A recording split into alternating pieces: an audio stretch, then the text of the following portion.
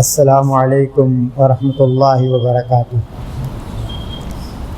الحمد للہ رب العالمین والصلاة والسلام علی محمد وعلی آلہ وصحبہ وسلم تسلیما کثیرا وبعد۔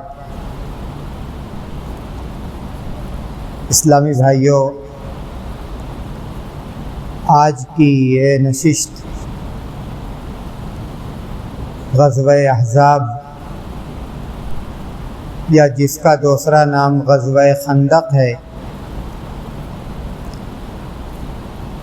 اس غزوے کا تعارف کے عنوان سے منعقد کی گئی ہے۔ اللہ کے رسول صلی اللہ علیہ وسلم کی مدنی زندگی اور مدنی زندگی کے غزوات خاص طور سے بڑی اہمیت کے حامل ہیں۔ ان غزوات کی تفصیلات اس لیے ہمارے درمیان بیان کی جاتی ہیں تاکہ ہمیں اس بات کا اندازہ ہو کہ یہ دین جس پر آج ہم قائم ہیں، جس کی طرف ہم اپنی نسبت کرتے ہیں اور جس دین پر چلنے کا ہم دعویٰ کرتے ہیں، یہ دین کتنی قربانیوں کے بعد ہم تک پہنچا ہے۔ جب ہم غزوات کی ان تفصیلات کو سنتے ہیں تو دین سے محبت، دین کی اہمیت اور دین کی قدر میں اضافہ ہونا چاہیے، اور ساتھ ساتھ اللہ کے رسول صلی اللہ علیہ وسلم اور آپ کے جانثار صحابہ کرام سے محبت میں بھی اضافہ ہونا چاہیے، جنہوں نے ہر طرح کی قربانی دے کر اس دین پر ثابت قدم رہے اور جن کے ذریعے سے اللہ کا یہ دین ہم تک پہنچا، اور ساتھ ساتھ ہم جن حالات سے گزر رہے ہیں، اس طرح کے حالات جب ان صحابہ کرام پر آئے تو ان نفوس قدسیہ نے ان حالات کا مقابلہ کیسے کیا، ہم ان کی سیرت سے عبرت اور نصیحت بھی حاصل کریں، ہماری ہمت، ہمارا حوصلہ اور دین پر استقامت کا جو جذبہ ہم اپنے اندر رکھتے ہیں، ان واقعات کو سن کر اس جذبے میں اضافہ ہونا چاہیے۔ غزوہ احزاب یا غزوہ خندق ایک ہی غزوہ کا، ایک ہی معرکہ کا دونوں نام۔ احزاب یہ حزب کی جمع ہے، اور حزب کا معنی ہے لشکر، جماعت، ٹولی۔ چونکہ دشمنان اسلام کی کئی جماعتیں مل کر اپنے برے ارادہ سے مدینہ پر حملہ آور ہوئیں، اس لیے اس معرکہ کو معرکہ احزاب کہا جاتا ہے۔ خندق اس لیے کہ مدینہ اور مسلمانوں کی حفاظت کے لیے جو دفاعی حکمت عملی اختیار کی گئی، مدینہ کا ایک سمت جو کھلا ہوا سمت تھا خندق کھودی گئی، اس لیے اس معرکہ کو معرکہ خندق بھی کہا جاتا ہے۔ شوال سن 5 ہجری میں یہ معرکہ پیش آیا۔ کیوں پیش آیا؟ اللہ کے رسول صلی اللہ علیہ وسلم نے جب یہود کا ایک مشہور قبیلہ بنو نذیر، آپ نے اس کو جلا وطن کیا، یہ خیبر جا کر آباد ہوا، تو ان لوگوں نے بار بار یہ سوچا کہ جو ذلت اور رسوائی ہمیں اٹھانی پڑی، ہم اس ذلت اور رسوائی کا بدلہ مسلمانوں سے لیں گے۔ ایک جماعت ہویئی بن اخطب کے سرداری میں مکہ آئی۔ بعض روایتوں سے معلوم ہوتا ہے کہ یہ 5 افراد تھے، اور استاد محترم مولانا صفی الرحمان صاحب مبارک پوری نے اپنی کتاب الرحیق المختوم میں لکھا کہ یہ 20 افراد تھے۔ یہ لوگ مکہ آئے، مکہ آ کر قریش کے سردار ابو سفیان سے ملاقات کی اور ان سے اپنی مدد کا وعدہ کیا، کہا کہ ہم آپ کی مدد کریں گے، آپ مدینہ پر لشکر کشی کیجئے، مدینہ پر حملہ کیجئے، ہماری مدد آپ کے ساتھ ہے۔ ابو سفیان نے کہا، اس وقت تک وہ مسلمان نہیں ہوئے تھے، کہ کیا تم لوگ اسی مقصد سے آئے ہو یا کوئی مقصد اور بھی ہے؟ انہوں نے کہا کہ نہیں، ہمارا یہی مقصد ہے۔ وہ تیار ہوئے۔ اس کے بعد یہ وفد دوسرا بڑا قبیلہ غطفان کے پاس گیا۔ غطفان سے یہ کہا کہ قریش مدینہ پر حملہ کرنے کے لیے تیار ہیں، آپ قریش کا ساتھ دیں، ہم خیبر کی 1 سال کی پیداوار آپ کو دے دیں گے۔ غطفان بھی تیار ہوئے۔ اسی طرح دوسرے قبائل کو بھی ان لوگوں نے تیار کیا کہ یہ لوگ ایک ساتھ مل کر مدینہ پر حملہ کریں اور اسلام کا نام و نشان مٹا دیں۔ اللہ کے رسول صلی اللہ علیہ وسلم قریش اور بنو نذیر کے ان سرداروں کی نقل و حرکت سے غافل نہیں تھے۔ آپ کو خبریں پہنچتی تھیں کہ مکہ میں کیا ہو رہا ہے۔ جب ان لوگوں نے مدینہ پر حملہ کرنے کا فیصلہ کر لیا تو خزاعہ کے افراد نے مدینہ یہ خبر پہنچائی کہ یہ لوگ مل کر مدینہ پر حملہ کرنا چاہتے ہیں۔ اللہ کے رسول صلی اللہ علیہ وسلم نے صحابہ کرام کی ایک ہنگامی میٹنگ طلب کی اور صورتحال کو ان سے بیان کیا اور ان سے مشورہ کیا کہ ہمیں کیا کرنا چاہیے۔ مشورہ میں یہ بات طے ہوئی، حضرت سلمان فارسی رضی اللہ تعالی عنہ کی طرف سے یہ تجویز آئی کہ جب اس طرح کی صورتحال کا ہمیں ہمارے علاقہ میں سامنا کرنا پڑتا تھا تو ہم اپنی حفاظت کے لیے خندق کھود دیتے تھے۔ اللہ کے رسول صلی اللہ علیہ وسلم نے اس تجویز کو پسند کیا،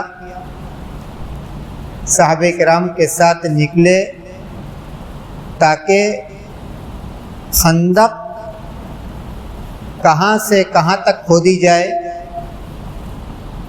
جگہ تجویز کریں۔ مدینہ مشرق اور مغرب دو طرف سے اس زمانے میں پہاڑیوں سے گھرا ہوا تھا، ایک پہاڑی وبرا، ایک پہاڑی واقم، جس کو آج کے زمانے میں آج مدینہ کا جو جغرافیہ ہے تو ایک محلہ حرہ شرقیہ کے نام سے جانا جاتا ہے اور دوسرا محلہ حرہ غربیہ کے نام سے جانا جاتا ہے۔ یہ نام آج بھی جانا جاتا ہے، آج بھی مشہور ہے۔ پیچھے کی طرف جو جنوب کا علاقہ تھا، مدینہ کے جنوب کا، مدینہ کے دکن کا، وہاں بہت گھنے باغات تھے۔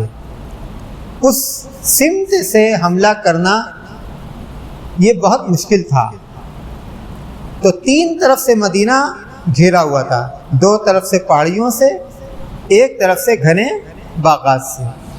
ایک ہی طرف مدینہ کا ایک ہی سمت کھلا ہوا تھا جو مدینہ کے شمال کا سمت تھا، مدینہ کے شمال کا سمت تھا۔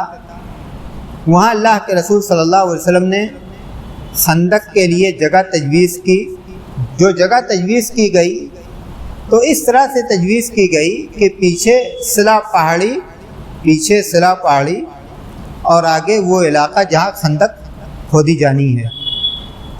اللہ کے رسول صلی اللہ علیہ وسلم نے جو جگہ تجویز کی خندق کھودنے کے لیے 5000 ہاتھ، ایک ہاتھ تقریباً آدھا میٹر ہوتا ہے، یعنی تقریباً 2.5 کلومیٹر کی جگہ تجویز کی گئی کہ یہاں خندق کھودی جانی ہے، اور اس خندق کی چوڑائی 9 ہاتھ تھی، یعنی تقریباً 4.5 میٹر، اور اس کی گہرائی 7 سے لے کر 10 ہاتھ۔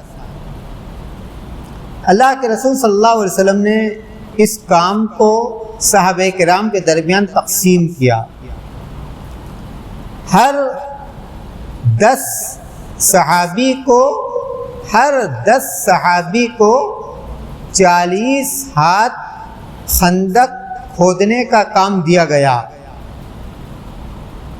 اور صحابہ کرام نے ایک جوش تھا، ایک جذبہ تھا، ایک دوسرے کو دیکھ کر اور رفتار سے وہ لوگ کام کرتے تھے۔ اتنی بڑی خندق 2.5 کلومیٹر، اور وہ مدینہ کی پتھریلی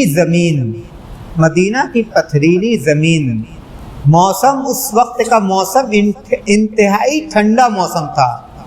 جو لوگ ہیں یا عمرہ پر مدینہ گئے ہیں، وہ مدینہ کی ٹھنڈک کا، اگر مدینہ میں ان کو ٹھنڈک کا موسم ملا ہو تو اندازہ لگا سکتے ہیں کہ مدینہ کی ٹھنڈک اندر چبھتی ہے۔ تو انتہائی ٹھنڈا موسم تھا، اور اتفاق ایسا کہ وہ قحط سالی کا سال بھی تھا، لیکن ان پریشانیوں کے باوجود صحابہ کرام نے 2.5 کلومیٹر خندق صرف 6 دنوں کے اندر کھود دی، یعنی مکہ کے مشرکین کے مدینہ آنے سے 3 دن پہلے خندق کھودنے کا کام مکمل ہو گیا۔ اس جنگ کے جو اسباب تھے میں نے بتایا کہ وہ لوگ آئے، بنی نذیر کے سرداران آئے، قریش کو، غطفان کو اور دوسرے قبائل کو ورغلایا کہ آپ لوگ مسلمانوں کے خلاف حملہ آور ہوں۔ اس کے ساتھ ساتھ اس جنگ کی ایک بڑی وجہ یہ بھی تھی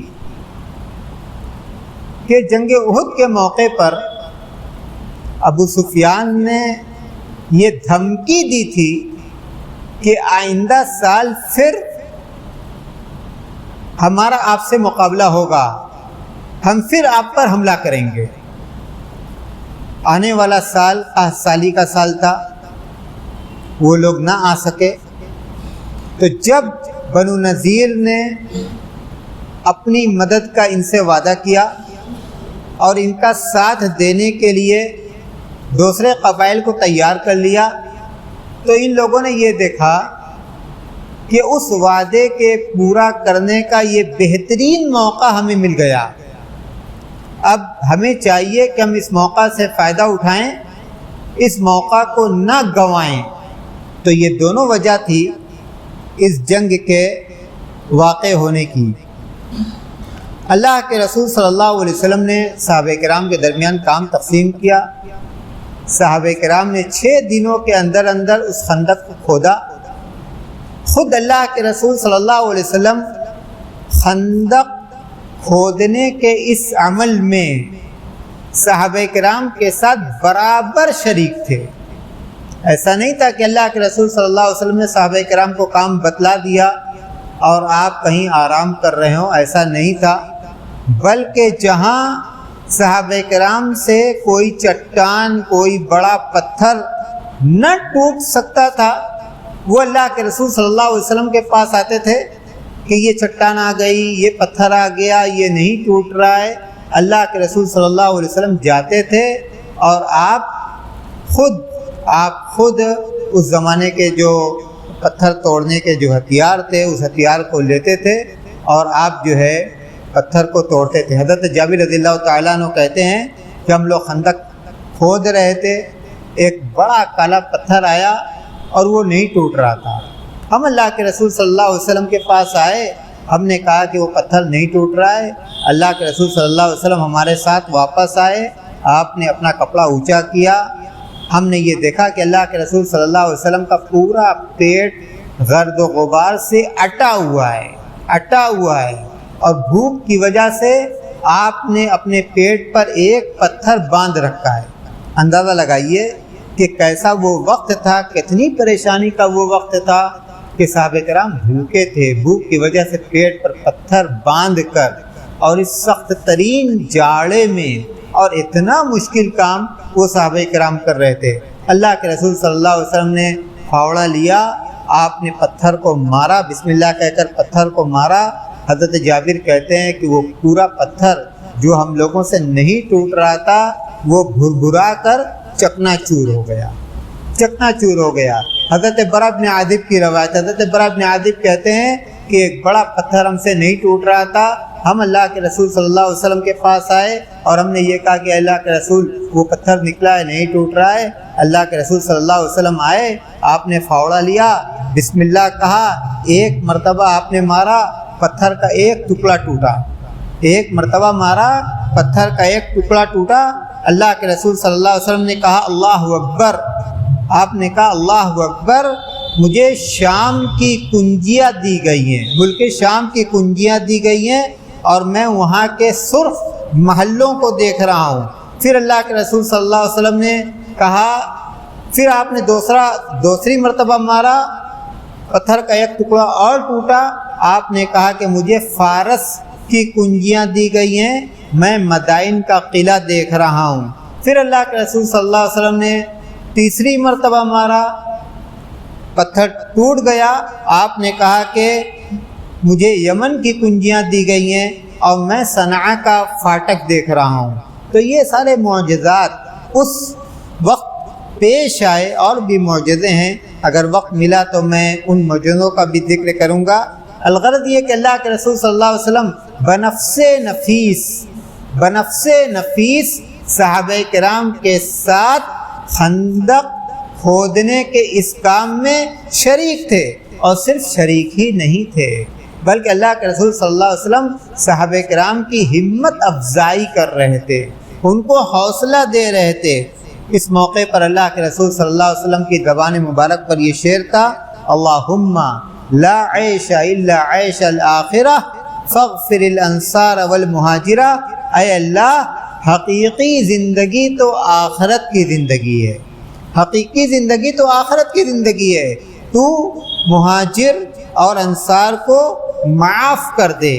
اور مہاجرین اور انصار جو آپ کے ساتھ خندق کھود رہے تھے، اللہ کے رسول صلی اللہ علیہ وسلم کا جواب اس شعر سے دیتے، نحن الذین بایعوا محمدا علی الجہاد ما بقینا ابدا، ہم وہ لوگ ہیں کہ ہم نے محمد کے ہاتھ پر بیعت کی ہے کہ ہم آپ کے ساتھ اللہ کے راستے میں قربانی دیں گے ما بقینا ابدا، جب تک ہم زندہ رہیں گے، جب تک ہم زندہ رہیں گے۔ اسی خندق کھودنے کے موقع پر اللہ کے رسول صلی اللہ علیہ وسلم نے یہ اشعار بھی، حضرت عبداللہ بن رواحہ کے یہ اشعار بھی پڑھے، واللہ لولا اللہ مہتدینا ولا تصدقنا ولا صلینا فانزل السکینۃ علینا وثبت الاقدام ان لاقینا ان العلا قد بغوا علینا اذا ارادوا الفتنۃ ابینا۔ اللہ کی قسم، اگر اللہ کی رحمت نہ ہوتی تو ہمیں ہدایت نہ ملتی، نہ ہم صدقات و خیرات کرتے، نہ ہم نمازیں پڑھتے۔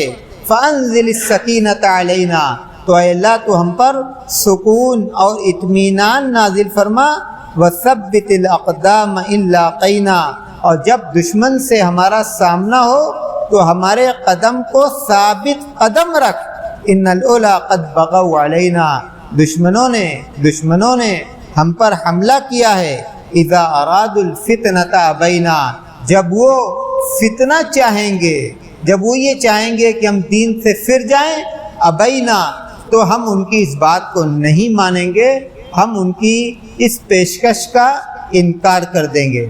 اس موقع پر تیسرا کام جو اللہ کے رسول صلی اللہ علیہ وسلم نے کیا وہ یہ کہ اللہ کے رسول صلی اللہ علیہ وسلم نے بلکہ چوتھا کام، پہلا کام تو یہ کیا گیا کہ خندق کھودنے کی جگہ تجویز کی گئی، دوسرا کام یہ کیا گیا کہ صحابہ کرام کے درمیان اس کام کو تقسیم کیا گیا، تیسرا کام یہ ہوا کہ اللہ کے رسول صلی اللہ علیہ وسلم بنفس نفیس خندق کھودنے کے اس کام میں شریک ہوئے، اور چوتھا کام یہ ہوا کہ یہاں پر مقابلے پر اور خندق کھودنے کے اس عمل پر آنے سے پہلے اللہ کے رسول صلی اللہ علیہ وسلم نے مدینہ کے اندر جو بچے تھے، جو فیملیاں تھیں، ان کو محفوظ جگہوں پر منتقل کر دیا، محفوظ جگہوں پر منتقل کر دیا۔ حضرت عبداللہ ابن ام مکتوم رضی اللہ تعالیٰ عنہ کو مدینہ چھوڑ دیا، حضرت صفیہ رضی اللہ تعالیٰ عنہ فارع کے قلعہ میں تھیں، اور وہیں پر حضرت حسان بن ثابت تھے، حضرت حسان بن ثابت تھے۔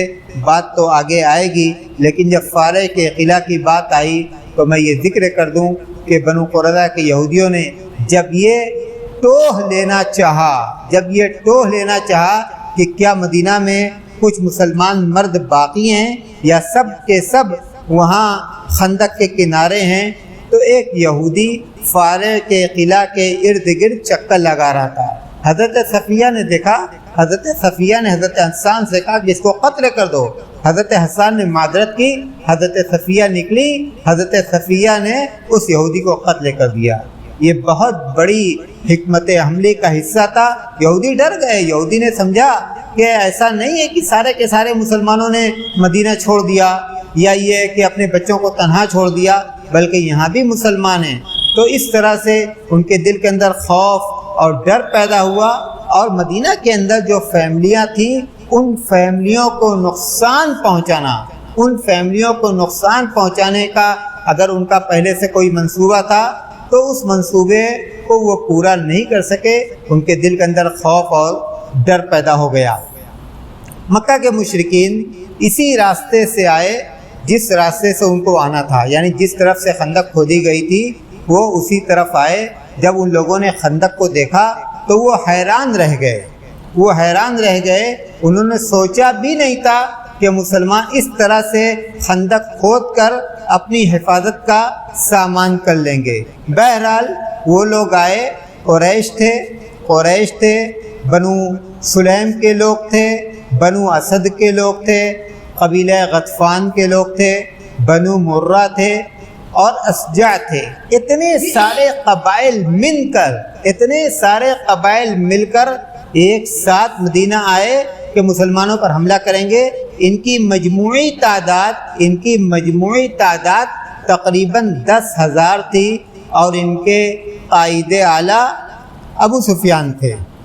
وہ لوگ آئے، ان لوگوں نے خندق دیکھی، لیکن ان لوگوں نے خندق کے باہر دو الگ الگ کناروں پر ان لوگوں نے قیام کیا۔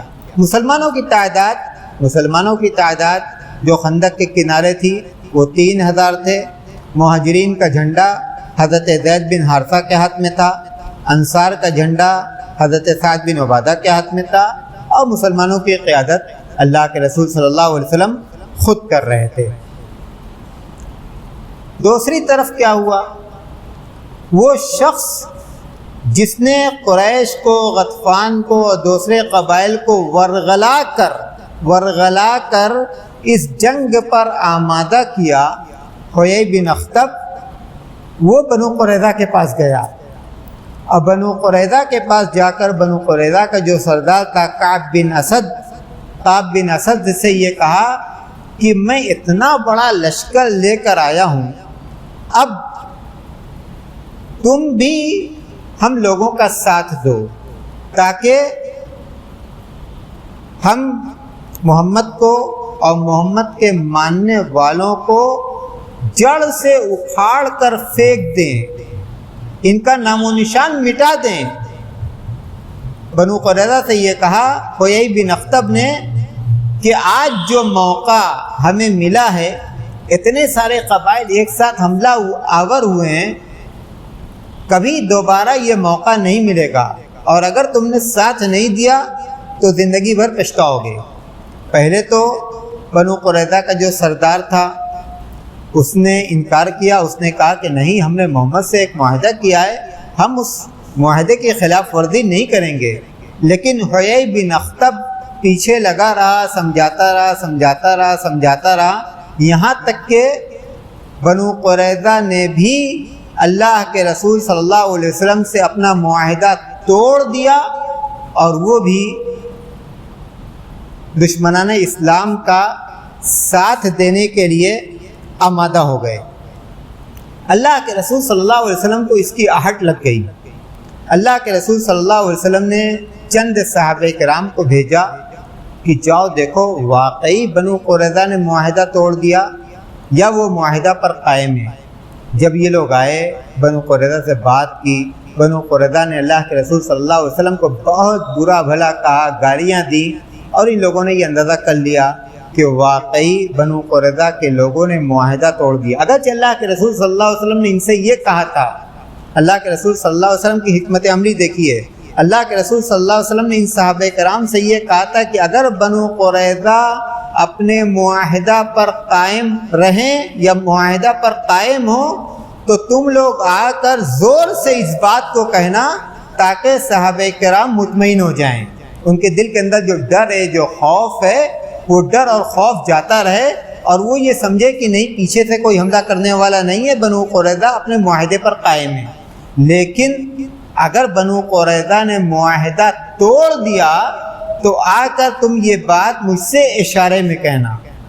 وہ لوگ آئے، ان لوگوں نے آ کر اشارے میں اللہ کے رسول صلی اللہ علیہ وسلم سے یہ بات کہی، لیکن یہ بات چھپی نہیں رہی. صحابہ کرام کو یہ معلوم ہو گیا کہ بنو قریظہ نے معاہدہ توڑ دیا. اللہ کے رسول صلی اللہ علیہ وسلم نے اس موقع پر صحابہ کرام کو اطمینان دلایا، ان کو تسلی دی، اور ان کو اللہ تبارک و تعالیٰ کی نصرت اور مدد کا وعدہ کیا ان سے اللہ کی نصرت اور مدد کا وعدہ کیا. اور اللہ کے رسول صلی اللہ علیہ وسلم نے اس موقع پر یہ دعا کی. اللہ کے رسول صلی اللہ علیہ وسلم کی یہ دعا دیکھیے. اللہ کے رسول صلی اللہ علیہ وسلم نے کہا اللہم انی انشدک عہدک و وعدک، اے اللہ میں تیرا جو عہد ہے اور تیرا جو وعدہ ہے مسلمانوں کی مدد کرنے کا، میں تجھے اس وعدے کا واسطہ دیتا ہوں، میں تجھے اس وعدے کا واسطہ دیتا ہوں. اللہم انکا ان ثبتنا. اس کے بعد اللہ کے رسول صلی اللہ علیہ وسلم نے کہا کہ اللہم انکا ان شئت اللہ تعبد او کما قال، اے اللہ اگر تو یہ چاہتا ہو کہ تیری عبادت نہ کی جائے. ظاہر ہے کہ اس زمانے میں اللہ کی عبادت کرنے والے جو بندے تھے وہ سب یہی بندے تھے جو اللہ کے رسول صلی اللہ علیہ وسلم اور صحابہ کرام تھے. تو اللہ کے رسول صلی اللہ علیہ وسلم نے یہ کہا کہ اللہ اگر تو یہ چاہے کہ تیرے بندے تیری عبادت نہ کریں تو یہ ایک الگ بات ہے. تو اللہ کے رسول صلی اللہ علیہ وسلم نے اس نازک ترین موڑ پر اللہ تبارک و تعالیٰ سے نصرت اور مدد کی دعا کی. صورتحال کا اندازہ لگائیے، صورتحال کا اندازہ لگائیے۔ خندق کے اس پار دشمنان اسلام کی فوج ہے جن کی تعداد تقریباً 10,000 ہے، ان کے ساتھ گھوڑے ہیں، ان کے ساتھ اونٹ ہے، ان کے پاس ایک سے ایک ماہر تیر انداز ہیں، ان کے پاس ہتھیار ہیں۔ سامنے یہ دشمنان اسلام ہیں اور پیچھے بنو قریظہ کے لوگوں نے معاہدہ توڑ دیا، پیچھے بنو قریظہ کے لوگوں نے معاہدہ توڑ دیا، آگے بھی دشمن پیچھے بھی دشمن۔ بات یہیں ختم نہیں ہوئی، اس کے بعد کیا ہوا؟ اس کے بعد یہ ہوا کہ اللہ کے رسول صلی اللہ علیہ وسلم کے ساتھ جو منافقین تھے، اللہ کے رسول صلی اللہ علیہ وسلم کے ساتھ جو منافقین تھے، انہوں نے رنگ دکھلانا شروع کیا، انہوں نے رنگ دکھلانا شروع کیا۔ ان لوگوں نے، بنی حارثہ کے لوگوں نے یہ کہا اللہ کے رسول صلی اللہ علیہ وسلم سے کہ ہم آپ کے ساتھ یہاں نہیں رہ سکتے، اس لیے کہ بنو قریظہ نے معاہدہ توڑ دیا، اب ہمارے بال بچوں کی حفاظت کرنے والا کوئی نہیں ہے، ہم مدینہ واپس جا رہے ہیں، ہم مدینہ واپس جا رہے ہیں۔ اور یہی نہیں بلکہ ان میں بعض ایسے لوگ بھی تھے، کہا کہ محمد کو دیکھو، محمد ہم سے قیصر اور کسریٰ کے خزانوں کا وعدہ کرتے ہیں کہ تمہیں کل کے دن قیصر اور کسریٰ کے خزانے ملیں گے، آج ہمارا حال یہ ہے کہ ہم مارے ڈر کے اکیلے استنجا کرنے کے لیے نہیں جاتے۔ اس طرح سے بھپتیاں کسنا، اس طرح سے بولیاں بولنا، ان بھپتیوں کو کس کر، ان بولیوں کو بول کر جو صحابہ کرام اللہ کے رسول صلی اللہ علیہ وسلم کے ساتھ تھے، ان کی ہمت توڑنے کا یہ کام منافقین کر رہے تھے۔ تو سامنے بھی دشمن، پیچھے بھی دشمن، اور صفوں کے درمیان بھی دشمن۔ اسی سے اندازہ لگائیے کہ یہ جنگ کیسی جنگ تھی۔ اسی لیے بعض سیرت نگاروں نے لکھا کہ یہ جنگ اعصاب کی جنگ تھی، ہمت توڑنے کے لیے، مسلمانوں کی معنویت کو پست کرنے کے لیے۔ اور اس سے پہلے کہ میں اپنی گفتگو آگے بڑھاؤں، قرآن کریم میں اللہ تبارک و تعالیٰ نے اس جنگ کا جو نقشہ کھینچا ہے، ہم ان آیات کو پڑھتے ہیں تو اللہ تبارک و تعالیٰ کی ان آیات کے ذریعے سے بھی ہمیں اس جنگ کی تفصیلات کا صحیح اندازہ ہوگا۔ اللہ تبارک و تعالیٰ فرماتا ہے، سورہ احزاب کی آیتیں ہیں، یا ایھا الذین آمنوا اذکروا نعمت اللہ علیکم اذ جاءتکم جنود فارسلنا علیہم ریحا وجنودا لم تروها وکان اللہ بما تعملون بصیرا۔ اے اہل ایمان، اے اہل ایمان، اللہ کی اس نعمت کو یاد کرو، اذ جاءتکم جنود، جب تمہارے مقابلے میں لشکر آئے، تمہارے مقابلے میں لشکر آئے، قریش آئے، غطفان آئے، دوسرے قبائل آئے، فارسلنا علیہم ریحا وجنودا لم تروها، تو ہم نے ان پر آندھی چلا دی۔ آندھی کا ذکر آگے آئے گا۔ مسلمانوں کی جو مدد اللہ کی طرف سے آئی وہ آندھی کی شکل میں آئی۔ وجنودا لم تروها، اور ایسے لشکر کو ہم نے بھیجا، یہ فرشتوں کا لشکر تھا، لم تروها، جن کو تم اپنی آنکھوں سے نہیں دیکھ رہے تھے۔ وکان اللہ بما تعملون بصیرا، اور تم جو کچھ کر رہے تھے اس جنگ میں، تم جو کچھ کر رہے تھے اللہ دیکھ رہا تھا۔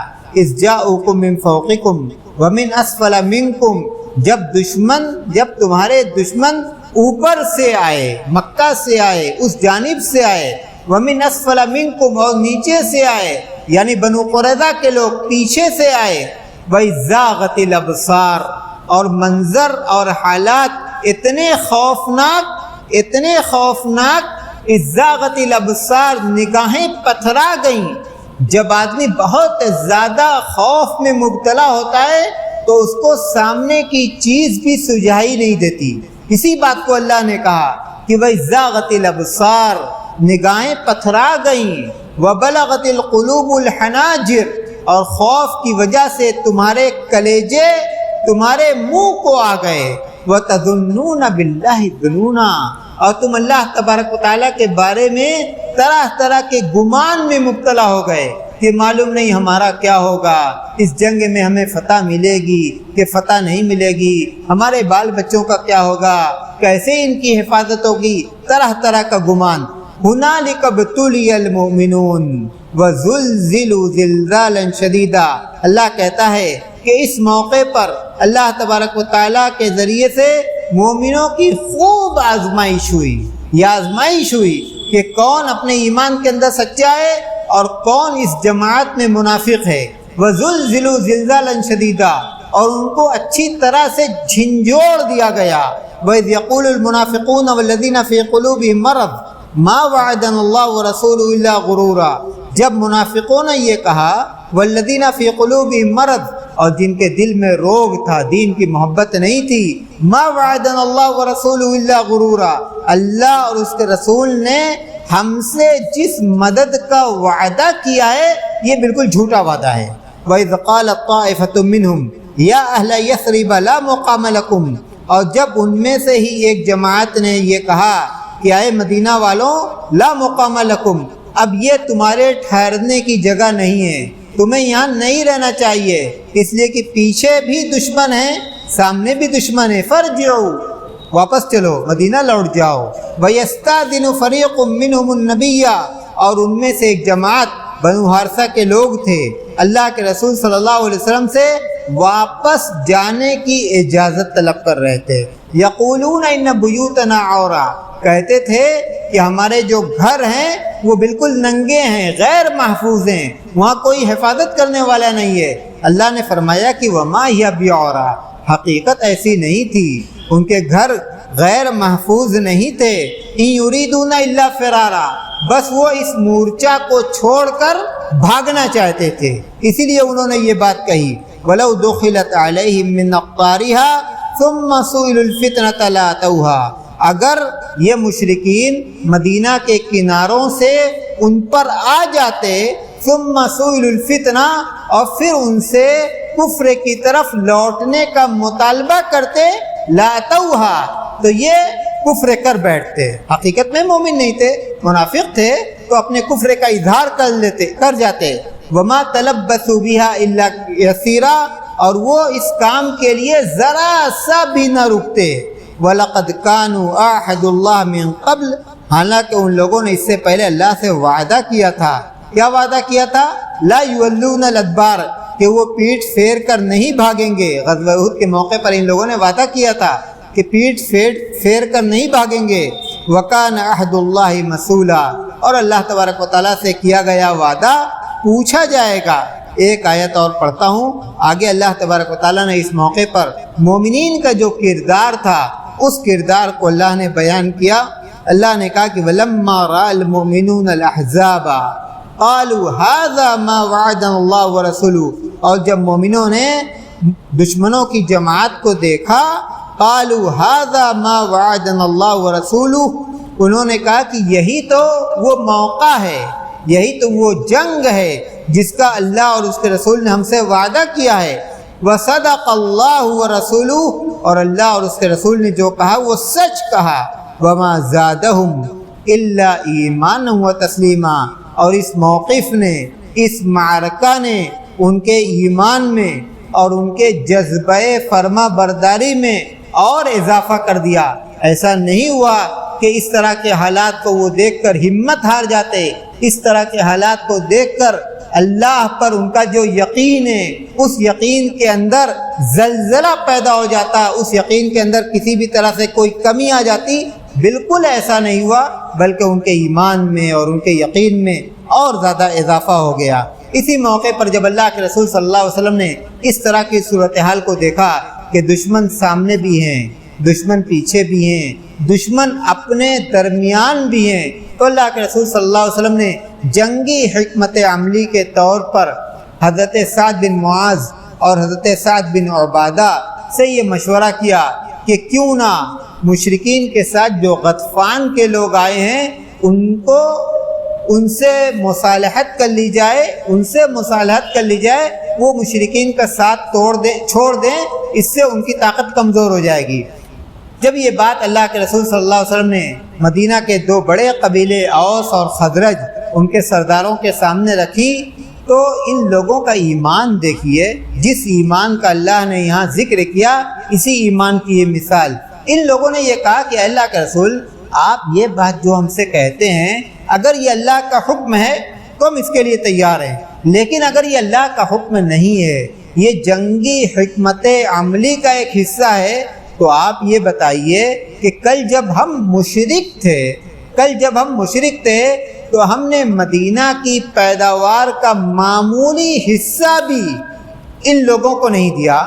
آج ہم جب مسلمان ہیں، اللہ نے ہمیں اسلام کی دولت سے نوازا ہے، تو یہ ذلت ہم کیوں برداشت کریں؟ اللہ کے رسول صلی اللہ علیہ وسلم کو ان لوگوں کی تجویز پسند آئی، اور اللہ کے رسول صلی اللہ علیہ وسلم نے یہ کہا کہ نہیں، ٹھیک ہے، تم لوگوں کی جو تجویز ہے، ہم اسی طرح سے اس مورچے پر ثابت قدم رہیں گے۔ جو مقابلہ ہو رہا ہے، تیر اندازی کا مقابلہ ہو رہا ہے، ادھر سے بھی تیر چلائی جاتی تھی، ادھر سے بھی تیر چلائی جاتی تھی۔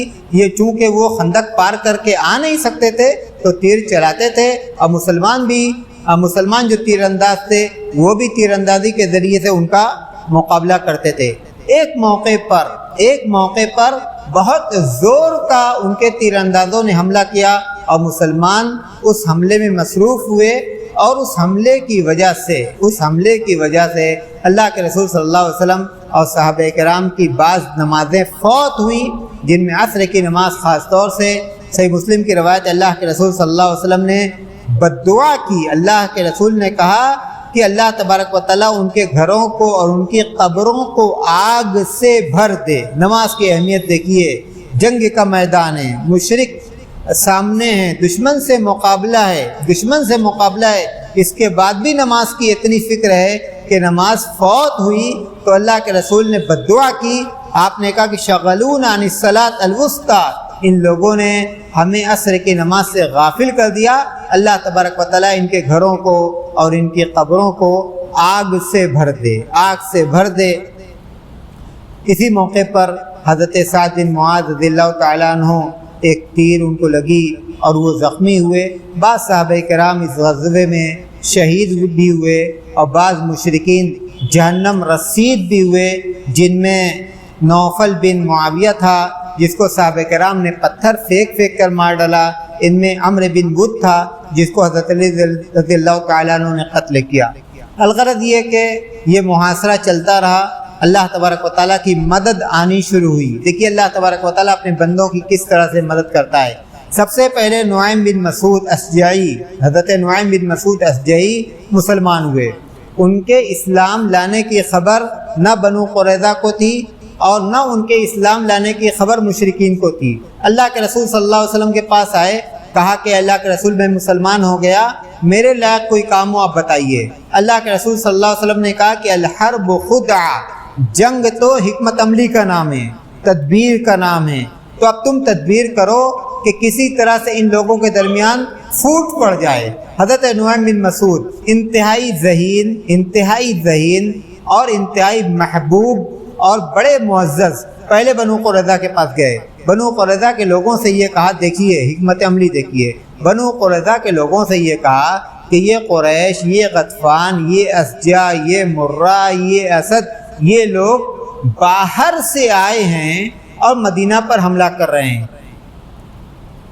جنگ کا نتیجہ کیا ہوگا معلوم نہیں، لیکن اتنا تو معلوم ہے کہ یہ لوگ واپس چلے جائیں گے، تم یہیں تھے، تمہیں یہیں رہنا ہے۔ یہ لوگ جب واپس چلے جائیں گے تو کیا محمد اور صحابہ کرام تم کو چھوڑ دیں گے؟ تم لوگوں نے یہ بہت بڑی غلطی کی ہے۔ بنو قریظہ کے لوگوں کو یہ بات سمجھ میں آ گئی کہ واقعی ان سے چوک ہوئی، جب یہ جنگ ختم ہوگی تو اب ان کی خیریت نہیں ہے۔ انہوں نے حضرت نعیم بن مسعود سے کہا کہ آپ ہی بتائیے ہمیں کیا کرنا چاہیے، غلطی تو ہو گئی۔ کہا کہ اب تم یہ کرو کہ قریش کے لوگوں سے یہ کہو کہ اپنے کچھ لوگوں کو ہمیں بطور ضمانت دو، وہ ہمارے پاس رہیں گے تاکہ کل کے دن اگر محمد ہم پر حملہ کریں تو تم ہماری حفاظت کرنا۔ ان لوگوں نے کہا کہ ہاں یہ بات تو ٹھیک ہے۔ دوسری طرف حضرت نعیم بن مسعود قریش کے پاس گئے، قریش کے لوگوں سے یہ کہا کہ یہ محاصرہ کب تک ہوگا؟ اتنا دن ہو گیا، 20 دن گزر گیا، 22 دن گزر گیا، 24 دن گزر گیا، اتنی ٹھنڈک میں تم لوگ پڑے ہوئے ہو، کچھ بھی مسلمانوں کا بگاڑ نہیں پا رہے ہو، ایک فیصلہ کرو، یکبارگی حملہ کرو، معاملہ ایک طرف ہو جائے۔ اور ساتھ ساتھ یہ بھی کہا کہ بنو قریظہ کے لوگوں نے مسلمانوں سے اپنا جو معاہدہ توڑ دیا اور تمہارا جو ساتھ دے رہے ہیں، اب وہ پچھتا رہے ہیں، تمہارا ساتھ دے کر وہ پچھتا رہے ہیں۔ وہ کچھ لوگوں کو بطور ضمانت مانگیں گے، جب وہ کچھ لوگوں کو تم سے بطور ضمانت مانگیں گے تو تم دینا مت، تم دو گے، تمہارے ان افراد کو وہ محمد کے حوالے کر دیں گے اور محمد ان کو قتل کر دیں گے۔ مکہ کے مشرکین نے کہا کہ اچھا بات ایسی ہے، ٹھیک ہے وہ مانگے تو ہم بتاتے ہیں۔ مکہ کے مشرکین نے بنو قریظہ کے لوگوں سے یہ کہا کہ یہ محاصرہ بہت لمبا کھینچا جا رہا ہے، اب جمعہ یا سنیچر کے دن ہم لوگ یہ چاہتے ہیں کہ یکبارگی محمد پر حملہ کریں، صحابہ کرام پر حملہ کریں، ہم آگے سے حملہ کریں گے، تم پیچھے سے حملہ کرنا۔ بنو قریظہ کے لوگوں نے یہ کہا کہ سنیچر کا دن ہمارے لیے خاص دن ہوتا ہے، اس دن ہم حملہ نہیں کریں گے، پہلی بات۔ اور دوسری بات یہ کہ اب ہم تمہارا ساتھ نہیں دیں گے جب تک کہ کچھ لوگوں کو بطور ضمانت ہمیں نہیں دو گے۔ مکہ کے مشرکین کو جب یہ بات معلوم ہوئی تو مکہ کے مشرکین نے کہا کہ اس کا مطلب یہ کہ نعیم صحیح کہہ رہے تھے، اب بنو قریظہ کے لوگ پچھتا رہے ہیں، وہ کچھ لوگوں کو لے کر محمد کے حوالے کر دیں گے۔ مکہ کے مشرکین نے لوگوں کے دینے سے انکار کیا اور اس طرح سے بنو قریظہ اور مکہ کے مشرکین کے درمیان پھوٹ پڑ گئی، مکہ کے مشرکین اور بنو قریظہ کے درمیان پھوٹ پڑ گئی۔ یہ سب سے پہلی جیت کہیے یا جیت کی علامت کہیے جو اللہ کی رحمت سے مسلمانوں کو حاصل ہوئی۔ اس کے بعد کیا ہوا؟ اس کے بعد فرشتوں کی جماعت آئی، فرشتوں کی جماعت آئی، تقریباً 1000 فرشتے۔ بعض صحابہ کرام نے اپنی آنکھوں سے دیکھا کہ وہ عمامہ باندھے ہوئے تھے، سواری پر دوڑ رہے تھے۔ بعض صحابہ، حضرت سعید بن مسیب کی روایت ہے، وہ یہ کہتے ہیں کہ حضرت جبریل، وہ آندھی جو ان پر چلائی گئی، حضرت جبریل اپنے ساتھ لے کر آئے تھے۔ بہرحال فرشتے آئے، فرشتوں کا کام یہ تھا کہ مکہ کے مشرکین کے دل میں وہ فرشتے ڈر پیدا کر رہے تھے، خوف پیدا کر رہے تھے اور مسلمانوں کے دلوں کو مضبوط کر رہے تھے۔ تیسری بات، آندھی چلی، زبردست آندھی۔ اللہ کے رسول صلی اللہ علیہ وسلم نے فرمایا کہ نصرت بالصبا واہلکت العاد بالدبور، کہ صبا کے ذریعے سے، مطلب یہ کہ پوروا ہوا کے ذریعے سے اللہ تبارک و تعالیٰ نے ہماری مدد کی۔ زبردست آندھی، مکہ کے مشرکین کے خیمے اکھڑ گئے، جو ہانڈیاں جس میں ان کے کھانے پک رہے تھے سب کے سب الٹ گئیں، ہانڈیاں الٹ گئیں۔ ہوا کی رفتار دیکھ کر ان کے جو جانور تھے وہ بدکنے لگے، ڈر گئے سب کہ اتنی زبردست آندھی۔ رات کو ہنگامی میٹنگ، خفیہ ہنگامی میٹنگ، اللہ کے رسول کو آہٹ مل گئی۔ اللہ کے رسول صلی اللہ علیہ وسلم نے ایک صحابی کو بھیجا کہ جاؤ رات کو وہ لوگ میٹنگ کریں گے، دیکھنا کہ آپس میں وہ لوگ کیا طے کرتے ہیں۔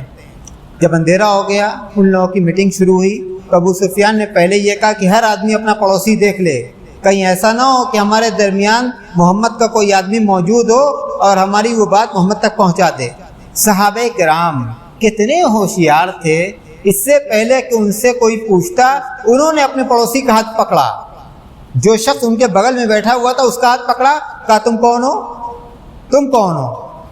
تو اس طرح سے جو بات تھی وہ بات اللہ کے رسول صلی اللہ علیہ وسلم کو معلوم ہوئی کہ ان لوگوں نے واپس جانے کا فیصلہ کیا۔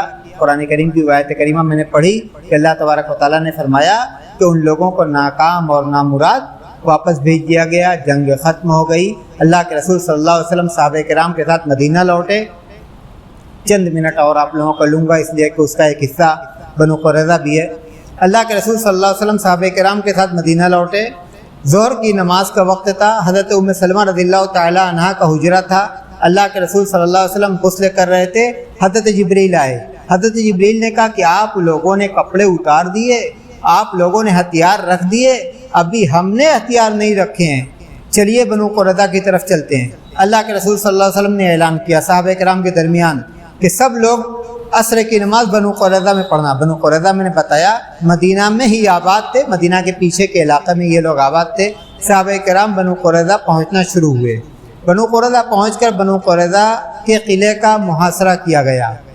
بنو قریظہ کے قلعے کا محاصرہ کیا گیا۔ بہت مضبوط یہودی قلعہ تھا، بہت مضبوط، طاقتور تھے، مال کے اعتبار سے مضبوط تھے، اور ان کے پاس کھیتیاں تھیں، قلعے کے اندر اناج تھا، قلعے کے اندر ہتھیار تھا۔ یہ لوگ مطمئن ہو گئے، ان لوگوں نے کہا کہ ہمارا محمد کیا بگاڑ لیں گے، قلعے کے اندر اپنے آپ کو قید کر لیا۔ لیکن ان کا سردار ہوشیار تھا، کعب نے تجویز پیش کی۔ بنو قریظہ کے جو لوگ وہاں موجود تھے ان کے سامنے تجویز پیش کی، ان لوگوں نے تجویز ماننے سے انکار کر دیا۔ تجویز ماننے سے انکار کر دیا، اب ان کے پاس کوئی راستہ نہیں تھا، محاصرہ لمبا ہو رہا تھا۔ بعد میں کعب نے یہ کہا کہ اللہ کے رسول صلی اللہ علیہ وسلم جو فیصلہ کریں گے ہم اس فیصلے کو مانیں گے۔ لیکن یہ بات کہنے کے ساتھ ساتھ ان لوگوں نے یہ کہا اللہ کے رسول صلی اللہ علیہ وسلم سے کہ آپ حضرت ابو لبابہ کو ہمارے پاس بھیجیے۔ حضرت ابو لبابہ کے تعلقات بنو قریظہ کے لوگوں سے اچھے تھے، ان لوگوں نے یہ کہا کہ حضرت ابو لبابہ آئیں گے، ہم حضرت ابو لبابہ سے مشورہ کریں گے۔ حضرت ابو لبابہ آئے تو ان لوگوں نے یہ کہا حضرت ابو لبابہ سے کہ ہمیں کیا کرنا چاہیے، محمد کے فیصلے کو مان لینا چاہیے، جو محمد ہمارے بارے میں فیصلہ کرے مان لینا چاہیے۔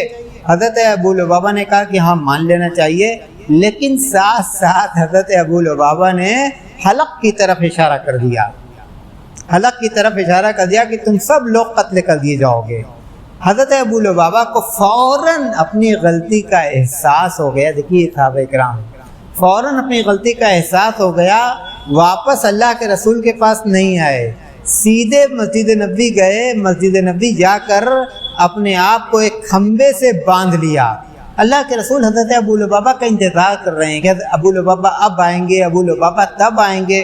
جب زیادہ دیر ہو گئی تب اللہ کے رسول کو بتایا گیا کہ ابو لبابہ تو واپس مسجد نبوی چلے گئے، اور مسجد نبوی جا کر انہوں نے اپنے آپ کو باندھ لیا، اور حضرت ابو لبابہ سے جو غلطی ہوئی تھی وہ غلطی بھی اللہ کے رسول کو بتائی گئی۔ اللہ کے رسول نے کہا کہ ابو لبابہ کو ایسا نہیں کرنا چاہیے، وہ آتے تو میں ان کو معاف کر دیتا۔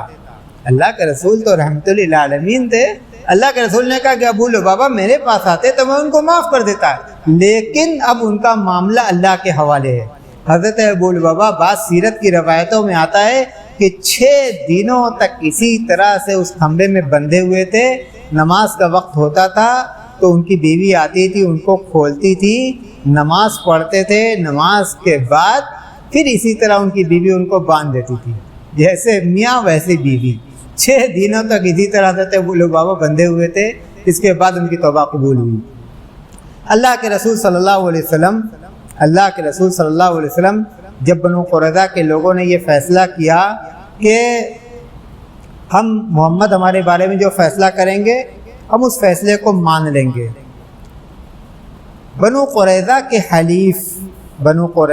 حلیف اوس کے لوگ تھے۔ اوس کے جو صحابہ کرام تھے وہ اللہ کے رسول کے پاس آنے لگے کہ اللہ کے رسول یہ ہمارے حلیف ہیں۔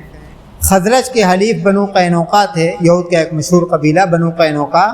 آپ نے ان کے ساتھ نرمی کی تھی، آپ نے ان کے ساتھ رعایت کی تھی، یہ ہمارے حلیف ہیں، آپ ان کے ساتھ بھی رعایت کیجیے۔ اللہ کے رسول صلی اللہ علیہ وسلم پر یہ اگر کہا جائے کہ اللہ کے رسول صلی اللہ علیہ وسلم کے سامنے بار بار وہ اس بات کو کہنے لگے، اللہ کے رسول صلی اللہ علیہ وسلم نے یہ کہا، اللہ کے رسول صلی اللہ علیہ وسلم کی حکمت عملی دیکھیے، اللہ کے رسول صلی اللہ علیہ وسلم نے یہ کہا کہ تم میں سے ہی ایک شخص اگر ان کے بارے میں فیصلہ کرے تو تم اس کے فیصلے کو مان لو گے؟ یعنی قبیلہ اوس کے لوگوں سے کہا، قبیلہ اوس کے لوگوں نے کہا کہ بالکل مان لیں گے۔ اللہ کے رسول صلی اللہ علیہ وسلم حضرت سعد بن معاذ جو غزوہ خندق میں زخمی ہوئے تھے، ایک تیر ان کو لگی تھی، مسجد نبوی میں تھے اور ان کا زخم زیادہ تھا، اللہ کے رسول صلی اللہ علیہ وسلم نے حضرت سعد بن معاذ کو مسجد نبوی سے طلب کیا۔ وہ سواری پر آئے، اسی زخمی حالت میں وہ سواری پر آئے۔ جب قریب آئے تو ان کے قبیلے کے لوگوں سے یہ کہا کہ اٹھو، اپنے ساتھی کی مدد کرو، ان کو سواری سے اتارو۔ حضرت سعد بن معاذ سے کہا کہ یہ بنو قریظہ کے لوگ ہیں، ان کے بارے میں فیصلہ کرنے کا میں تم کو اختیار دیتا ہوں، تم جو فیصلہ کرو گے تمہارا یہ فیصلہ مانا جائے گا۔ حضرت سعد بن معاذ نے کہا کہ یہ لوگ مان لیں گے، یعنی قریظہ کے لوگ کہا کہ مانیں گے۔ حضرت سعد بن معاذ نے اللہ کے رسول و صحابہ کرام کی طرف اشارہ کیا۔ اللہ کے رسول کا صحابہ کرام اتنا احترام کرتے تھے کہ دیکھا نہیں، اللہ کے رسول کی طرف دیکھا نہیں، ہمارے احترام کے صرف اشارہ کیا کہ اور ادھر کے لوگ بھی مان لیں گے۔ اللہ کے رسول صلی اللہ علیہ وسلم نے کہا کہ ہاں یہ لوگ بھی مان لیں گے۔ حضرت سعد بن معاذ نے کہا کہ جتنے مرد ہیں سب کو قتل کر دیا جائے گا۔ یہ سزا، یہ انجام کیوں؟ اس لیے کہ ان لوگوں نے غزوہ خندق کے موقع پر مسلمانوں کے ساتھ جو کیا اس کی یہی سزا ہونی تھی، اس کی یہی سزا ہونی تھی۔ اس لیے حضرت سعد بن معاذ نے کہا جتنے مرد ہیں سب کو قتل کیا جائے، جتنی عورتیں ہیں، جتنے بچے ہیں سب کو قیدی بنایا جائے، جتنا ان کا ہتھیار ہے، مال غنیمت ہے، سب مسلمانوں کے درمیان تقسیم کیا جائے۔ اللہ کے رسول صلی اللہ علیہ وسلم نے فرمایا حضرت سعد بن معاذ سے کہ تم نے وہی فیصلہ کیا جو اللہ کی منشا ہے، جو اللہ چاہتا ہے تمہارا فیصلہ اللہ کی منشا کے مطابق ہو گیا، اور یہی کیا گیا۔ بنو قریظہ کے جتنے مرد تھے ایک خندق کھدوائی گئی، ایک ایک جماعت لے کے وہاں لے کے جایا جاتا تھا، باندھ کر ان کو لے کے جایا جاتا تھا، وہاں ان کو قتل کیا جاتا تھا۔ یہ مختصر واقعہ ہے غزوہ احزاب کا، غزوہ بنی قریظہ کا۔ آپ نے اندازہ لگایا ہوگا کہ یہ جنگ دیگر جنگوں کے مقابلے میں کس قدر مختلف جنگ تھی، اور اس موقع پر صحابہ کرام کا کیا کردار تھا، اور اس موقع پر اللہ تبارک و تعالیٰ نے کس طرح سے اپنے بندوں کی مدد کی۔ اللہ تبارک و تعالیٰ ہمیں اس بات کی توفیق عطا کرے کہ ہم اللہ کے رسول صلی اللہ علیہ وسلم کی سیرت سے خاص طور سے، اور صحابہ کرام کی جو سیرت ہے اس سے بھی سرمہ بصیرت حاصل کریں، ہمت اور حوصلہ حاصل کریں، اور دین پر چلنے کی استقامت، دین پر چلنے کی استقامت اور دین پر چلنے کی ہمت اپنے اندر پیدا کریں۔ آمین۔ وآخر دعوانا الحمدللہ رب العالمین۔ السلام علیکم ورحمۃ اللہ وبرکاتہ۔